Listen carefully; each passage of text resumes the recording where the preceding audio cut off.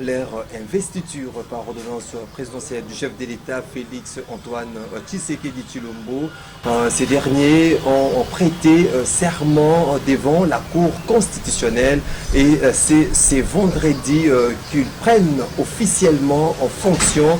Il y a une cérémonie de remise et reprise entre l'équipe entrant et sortant. On va parler au cours de cette émission de la création de ces blocs au front patriotique pour combattre la dictature et pour plaider en faveur de la dépolitisation de la CENI. Un front patriotique dont on trouve les idées de Martin Fayoulou, la nouvelle élan d'Adolphe Muzito et les fronts en commun pour le Congo FCC de Joseph Kabila. On en parle au cours de cette émission que nous avons les réels plaisirs de recevoir pour vous ces jours, messieurs Diabanza Mwananene. Diabanza Mwananene est cadre de l'UDPS Tshisekedi. Monsieur Diabanza, bonjour. Bonjour. Avec monsieur Diabanza, nous aurons donc à scripter des fonds à comble tous ces différents sujets d'actualité au pays de Patrice Emery Lumumba. D'entrée de jeu, Diabanza Mwananene, votre parti, l'UDPS se porte bien? Oui, le parti se porte bien, mais toutefois, avant réellement de continuer, il y a deux éléments sur lesquels, par rapport à votre introduction, qui ont retenu mon attention. En premier, lorsque vous étiez en train de présenter toutes les étapes qu'il y a eu pour que l'on puisse prêter serment devant la Cour par rapport à la désignation des membres de la CENI, vous avez sauté l'étape de la première étape, le choix des confessions religieuses. Vous avez sauté cette étape. Je ne sais pas si c'est sciemment ou vous avez oublié, mais c'est important réellement de souligner. Après le choix de confessions religieuses, il y a eu un enterrement. Malgré tout ce qu'il y a eu, le président de l'Assemblée a tenté de voir dans quelle mesure il pouvait réellement aider les confessions religieuses, faute de consensus, de trouver un compromis, mais malheureusement, ils n'ont pas été capables de trouver le compromis et l'Assemblée nationale a joué pleinement son rôle. Et aussi, vous avez cité Lumumba, le pays de Lumumba, c'est quelque chose qui retient aussi mon attention. Nous le savons avec le temps que Lumumba a eu gain de cause par rapport à son combat.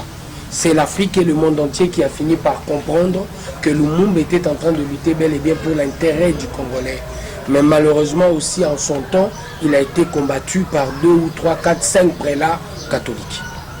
Diabanza Mwananene, je vous demandais si le parti se porte bien. Bien sûr, le parti se porte bien.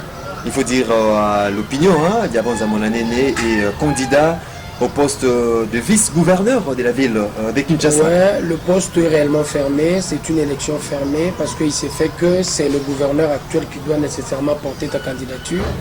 Mais au sein du parti, au nom de la liberté d'expression, nous avons tous exprimé nos ambitions.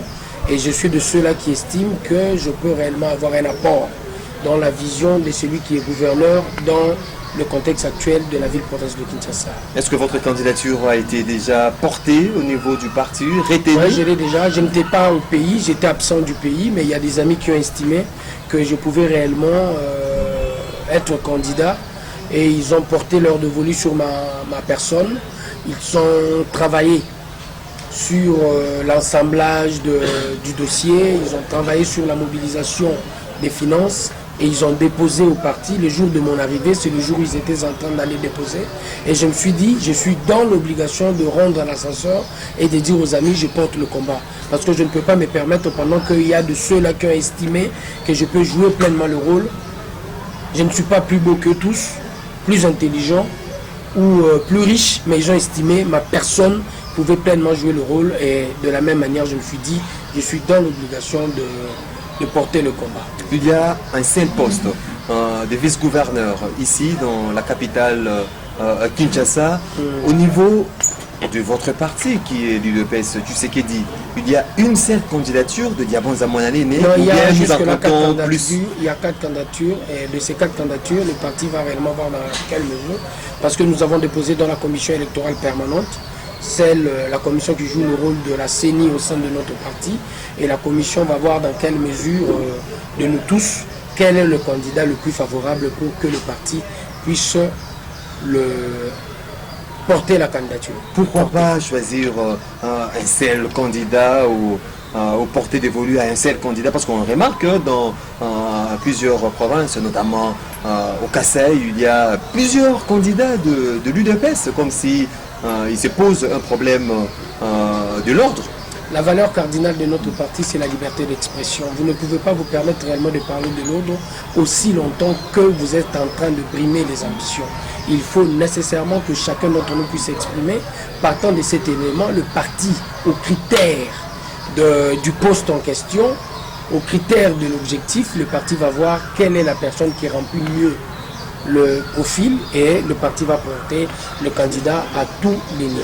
Qu'est-ce que Diabanza Mwananene, parce que vous vous êtes dit que vous êtes capable d'être vice-gouverneur à Kinshasa, la capitale. Qu'est-ce que vous comptez apporter des nouveaux dans la capitale Kinshasa? Je suis de la grande école UDPS, formé par Etienne Tshisekedi Wamulumba, et il s'est fait que dans le contexte actuel, avant même que l'on puisse aujourd'hui, après le lancement de Kinbopeto, avant même que l'on puisse aujourd'hui débourser un peu d'argent pour payer les gens, enfin de balayer, de rendre Kinshasa propre, le combattant de l'UDPS déjà était en train d'estimer que c'est leur affaire. Et je me dis, aujourd'hui, il est difficile de voir encore le combattant se mobiliser pour cette affaire. J'essaierai cette gage pour le combattant, afin d'aider le gouverneur par rapport à sa vision de la gestion, de jouer sur l'adhésion populaire. Toute politique qui ne bénéficie pas de l'adhésion populaire a plusieurs difficultés pour atteindre réellement les objectifs. Dans le contexte de la mobilisation UDPS, sois-en certain, je peux réellement jouer un rôle. Et en dehors de cela, en tant que membre de l'UDPS, je compte être réellement pour lui les tableaux de bord. Parce que chez nous, de la grande école UDPS, nous avons la possibilité de faire voir à tout le cadre, à tous les niveaux, qu'il est important, à chaque fois que le cadre veut déraper, de lui rappeler à l'ordre par un débat ou mieux. Et c'est sûr que le gouverneur en a bel et bien besoin pour voir dans quelle mesure, à chaque fois qu'il voudra avancer, être aidé dans ce sens-là. Donc, vous ne serez pas à l'ombre des gentils Ngobila? La vision... Néron Mourumbungu a exprimé son ras-le-bol du fait qu'il n'avait pas la gestion, il n'avait pas un mot à dire. C'est pour cela qu'il avait même essayé de lancer des tirs au gouverneur de la ville de Kinshasa. C'est la vision du gouverneur. Je veux être son colistier. Donc cela suppose que je dois adhérer dans sa vision. Et dans l'adhésion de la vision, je me dis, comme il y a un objectif, et quel est l'objectif? Il ne travaille pas pour lui, il travaille pour Kinshasa. Et comme il travaille pour Kinshasa, il doit y avoir des gens, de temps en temps, quand le gouverneur est en train de regarder une direction, de le faire voir que dans cette direction, il est important, gouverneur, de voir dans quelle mesure vous pouvez réellement arranger les choses, parce que l'objectif risque de brouiller la ville-province de Kinshasa. Donc j'essaierai pour lui un tableau de bord. Vous souhaitez devenir vice-gouverneur de la capitale Kinshasa. Si on vous demandait, Diabanza Mwananene, de jeter un regard par rapport à ces programmes de l'actuel gouverneur Gentini Ngobila, Kinbopeto, par rapport à la gestion même de la ville, que diriez-vous? Jusque-là, je peux me permettre de dire que il y a beaucoup des éléments sur lesquels le gouverneur doit travailler. En premier lieu, c'est la communication. Il doit travailler sur sa communication. Et en second lieu, il est dans l'obligation, avant de lancer un projet, d'en discuter et de voir dans quelle mesure il doit y avoir nécessairement adhésion de la majeure partie des habitants de Kinshasa pour que l'accompagnement soit au rendez-vous. C'est sur ça qu'il doit travailler. Mais aussi, je dis, il est parmi les gouverneurs qui sont en train de tenter de faire quelque chose pour la ville-province de Kinshasa. Et Lengesa, c'est dans son actif. Et il tente tant bien soit peu d'embellir Kinshasa, malgré il n'est pas encore arrivé là où il faut le faire.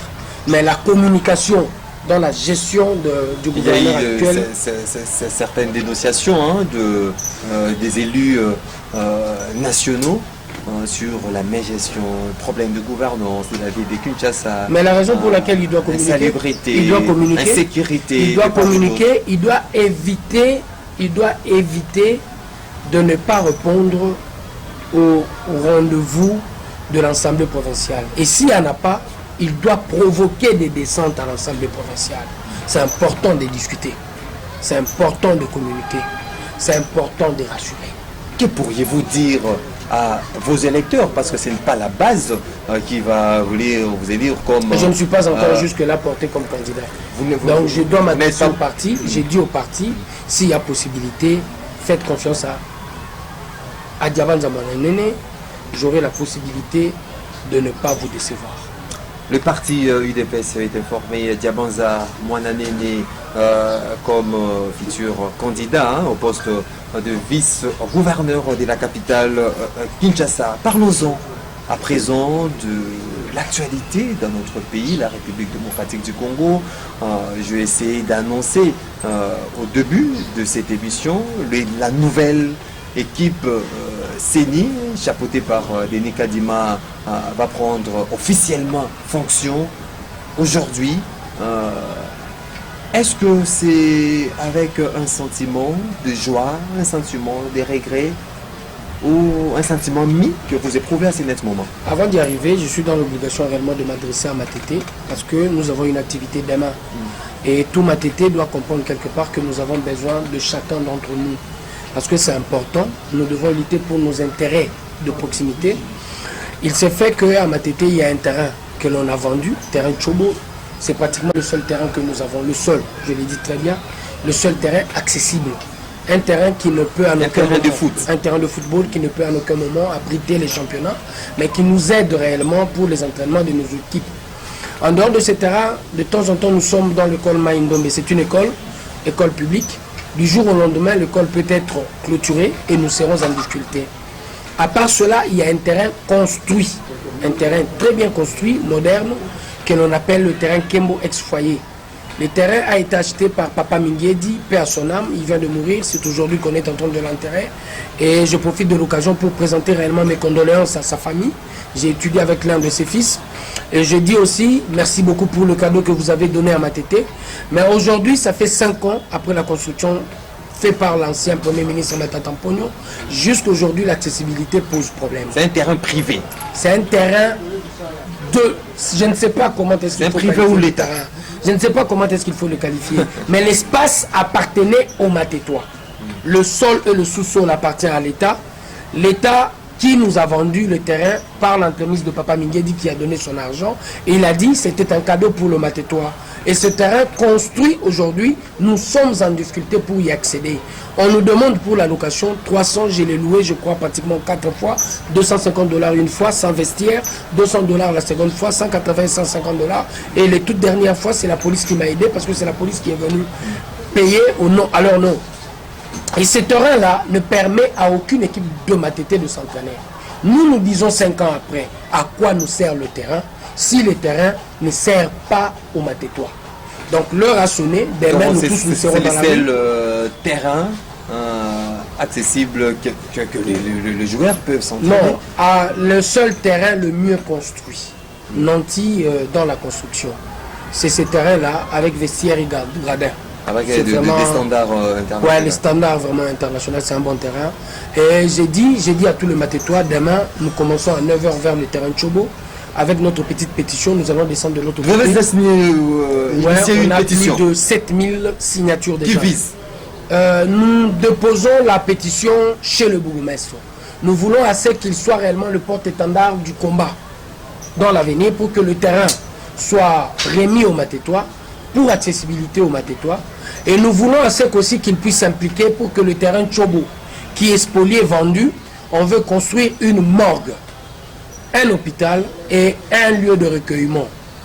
Bel ouvrage, une belle ouvrage. Je suis sûr que tout Matétois va applaudir, mais l'endroit choisi pour la construction n'est pas adéquat. Et c'est pour cela que nous demandons réellement aussi au bourgmestre, à la ville, de voir dans quelle mesure vous devez aider les Matétois. Dans le rendez-vous de la culture quinoise, Matete a toujours été présent. Vous trouvez de meilleurs musiciens à Matete, vous trouvez de grands joueurs, vous trouvez de meilleurs sportifs, judokas, catcheurs et autres nous estimons que Donc l'administrateur La ville- de ces terrains est ici interpellé. Hein. la ville nous doit ça.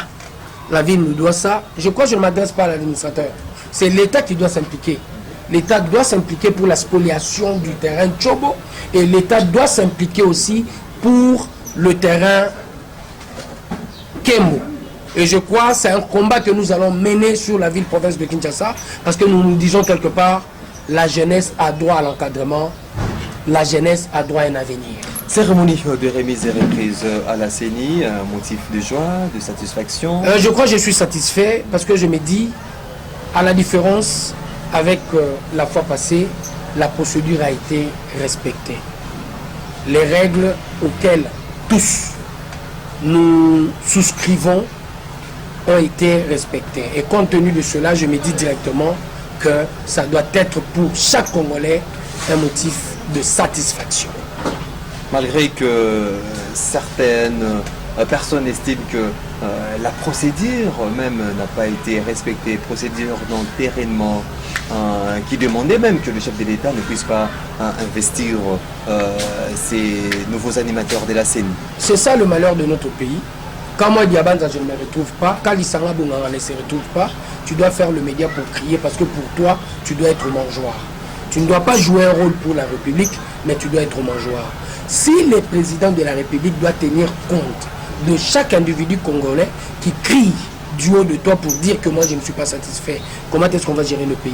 On gère le pays en fonction de règles établies. Et compte tenu des règles, nous devons nous poser la question de savoir, ceux-là qui disent que l'on n'a pas respecté la procédure, quel est l'article du texte Songolo qui n'a pas été respecté? Eux tous, sans exception, sont membres de l'Assemblée nationale. Donc il y avait possibilité pour eux de donner leur point de vue au sein de l'Assemblée. Et si vous n'avez pas la majorité n'est pas d'accord avec votre point de vue, le Congo doit s'arrêter pour que nous puissions regarder réellement la position de Lissanga Bonganga.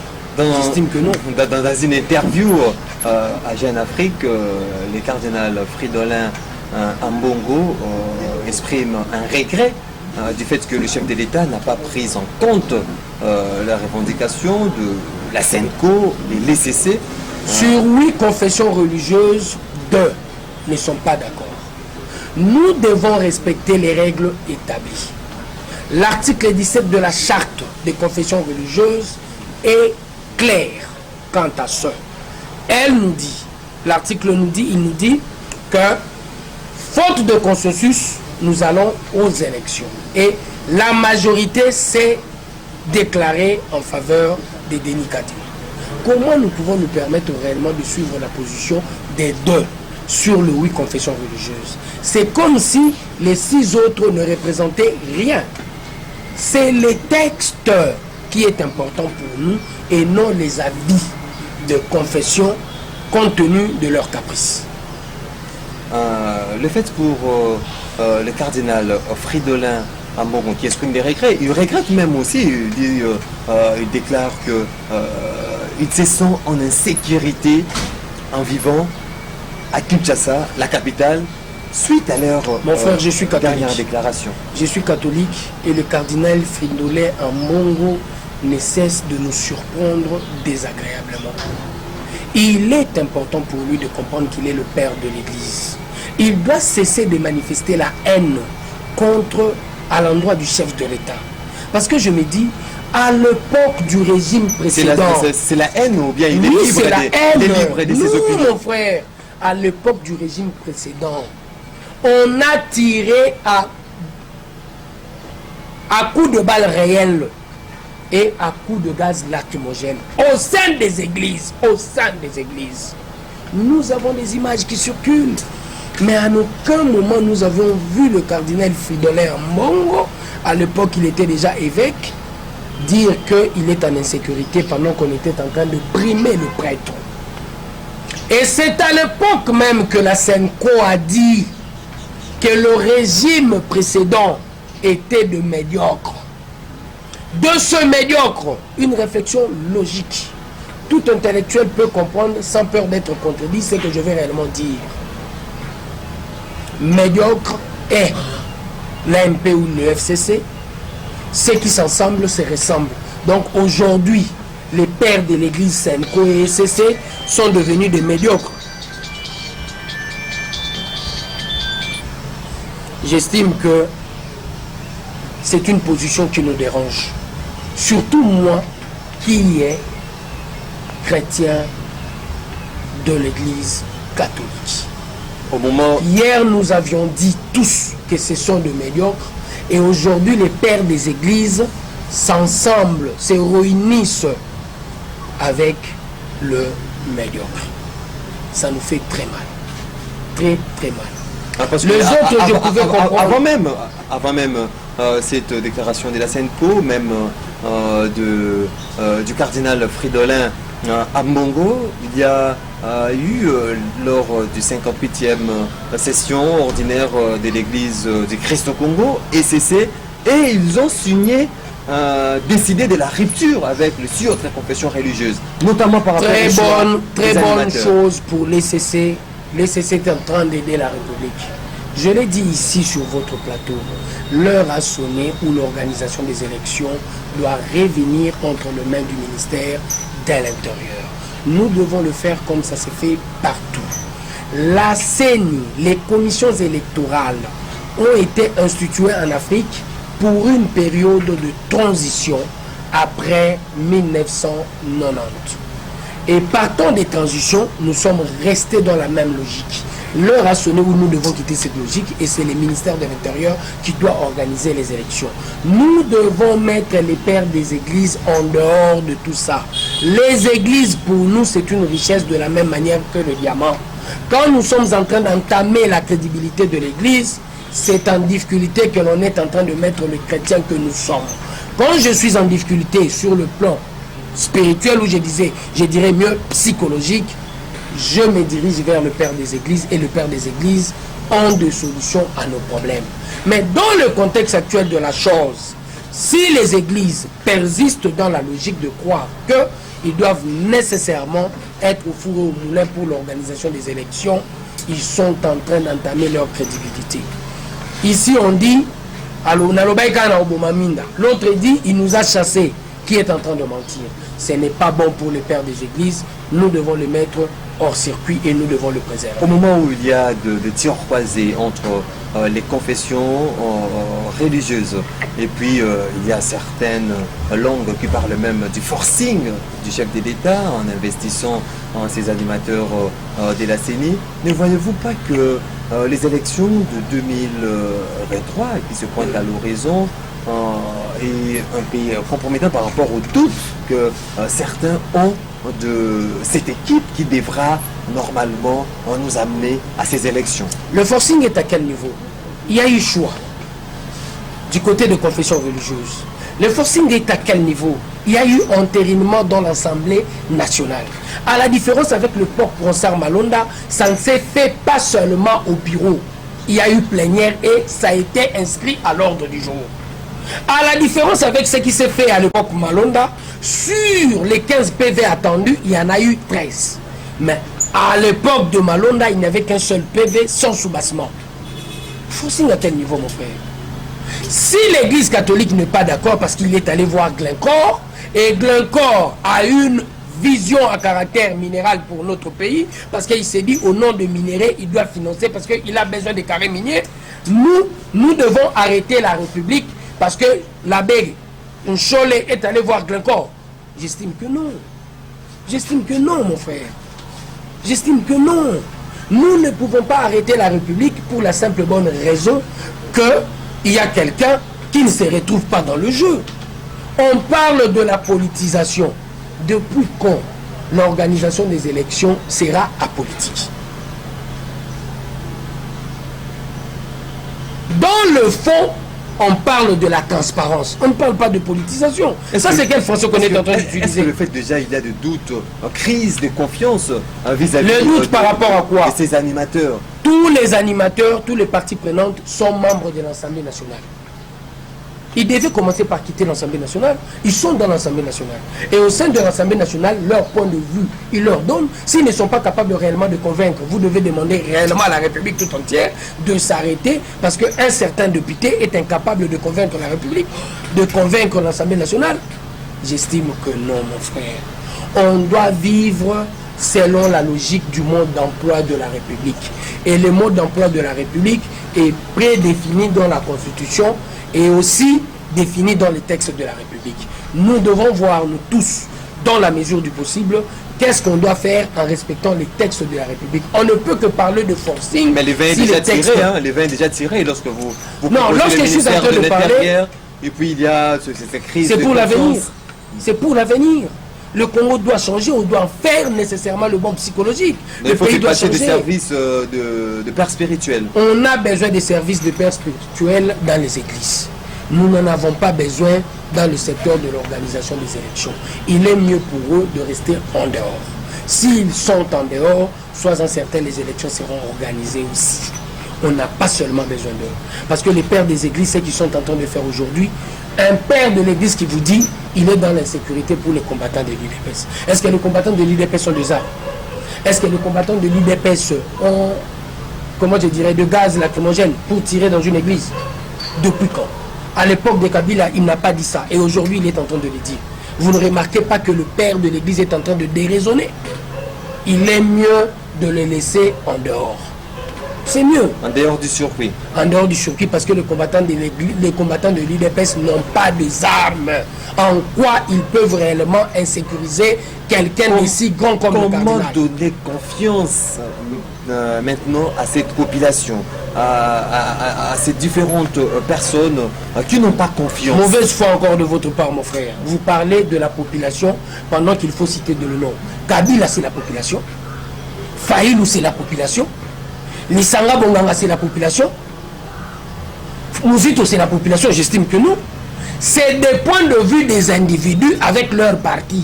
Ça n'a rien à voir avec la population. Ils descendent dans la rue le 6, 48 heures après. De la population. Non, mon frère. Quand on parle de la démocratie, il y a de gagnants et il y a de perdants. Et la décision reste majoritaire. Le respect de minorité ne veut pas dire que le point de vue de la minorité doit être d'office d'application. Non. Ils ont perdu selon les règles du jeu. Et comme ils ont perdu, ils doivent attendre l'année 2023 pour postuler. Au lieu de faire croire au peuple que nous sommes le peuple. Ils sont le peuple en fonction de quoi? Ils descendent dans la rue le 6. 48 heures après, le secrétaire général Augustin Kabouya l'a dit, nous aussi, nous allons décréter le jour de notre descente dans la rue. Sois-en certain. Et vous allez voir en termes de mobilisation qui va mobiliser plus. Démonstration de bien sûr, désormais. Bien sûr. Bien sûr, vous ne pouvez pas nous prendre en otage pour faire croire au Congo tout entier que vous avez le peuple. En fonction de quoi vous avez le peuple? Aujourd'hui, Faïlou a accepté de travailler pour Kabila. S'il était réellement le président élu, il ne le fera pas. On s'achemine déjà vers la fin de cette émission. Vous avez soulevé ces points, ces blocs patriotiques ou front patriotique bloc patriotique qui met ensemble la Mouka, Fayoulou, FCC de Joseph Kabila. Est-ce que ces blocs patriotiques vous fait déjà peur? Parce dans l'histoire restante de notre pays, dans l'histoire récente de notre pays, en 2002, quand nous étions de l'autre côté de Sun City, Tshisekedi Wamulumba, je le cite, a été traité de tout le nom d'oiseau. Parce qu'il avait créé l'ASD, Alliance du sauvegarde du dialogue intercongolais. Et nous étions avec le RCD. On nous a taxé de Rwandais, de machin et de machin. Et il y avait aussi un nom, une dénomination qui est proche de la dénomination que vous êtes en train de citer tantôt, les camps de la patrie. Et dans le camp de la patrie, les cardinals de l'époque Echaou y étaient aussi. Mais à la fin, nous avons eu gain de cause.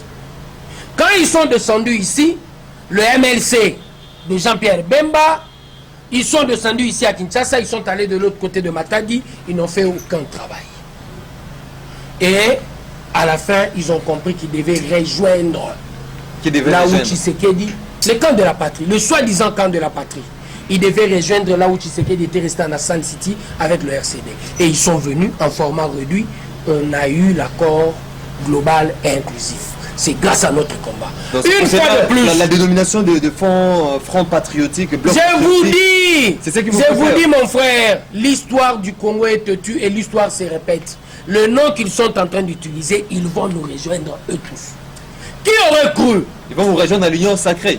Ils vont nous rejoindre. Je vous le dis encore ici. J'étais en train de le dire dans votre plateau encore. Faïlou et Kabila, ils vont finir par s'allier. Qui m'aurait cru? À Félix. Je le disais, Kabila et Faïlou, ils vont finir par devenir des alliés. Donc c'était Je le prophète. disais. C'était Non, prophète. je le savais. Les discours de Faïlou et le comportement de l'individu sous-attendaient qu'il va finir par aller chercher l'argent chez Kabila. Et aujourd'hui, la réalité, elle est là. On est déjà à la fin de cette émission. Ils travaillent pour Kabila. Et dans ce travail, soyez certains, ils ne sont pas en train de travailler pour le Congo. Thérèse Kapangala, Rossi Chimanga, assassiné lâchement par ce régime-là, Arma Tungulu, Chebe Akrim de Ta. Aujourd'hui, l'Église catholique s'est permis d'aller s'unir avec ce monsieur pour nous dire qu'ils sont en train de travailler pour le pays. Pendant 18 ans, il a massacré, tué, pillé. Ceux qui s'ensemble se ressemblent.